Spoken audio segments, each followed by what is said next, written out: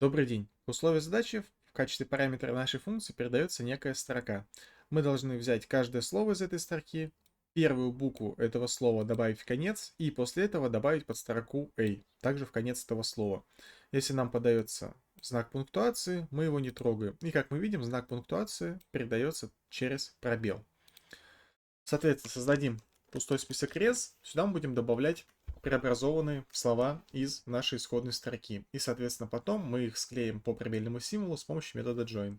Далее создаем цикл for, где у нас переменная x будет пробегать по элементам списка, который мы получим, если мы к нашей строке применим метод split.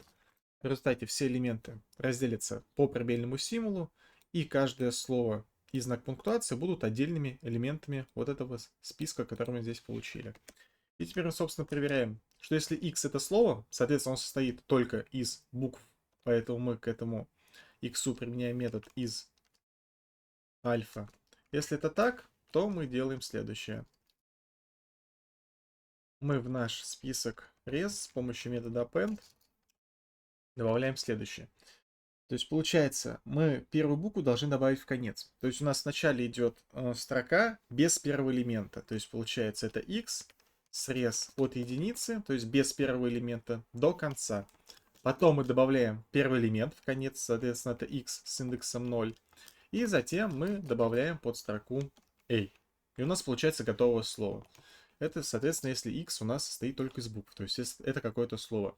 Если у нас x не состоит из букв, соответственно, по условию этой задачи это какой-то знак пунктуации, то мы просто не трогаем этот знак. Поэтому мы в наш список просто добавляем элемент x. То есть в нашем случае это просто знак пунктуации.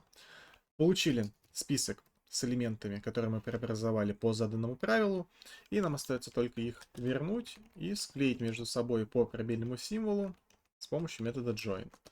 И методу join мы передаем наш список res. В результате все элементы нашего списка res склеятся между собой по пробельному символу. И мы этот результат возвращаем. Давайте проверим. Задача решена. Не забудьте, пожалуйста, подписаться и поставить лайк. До свидания.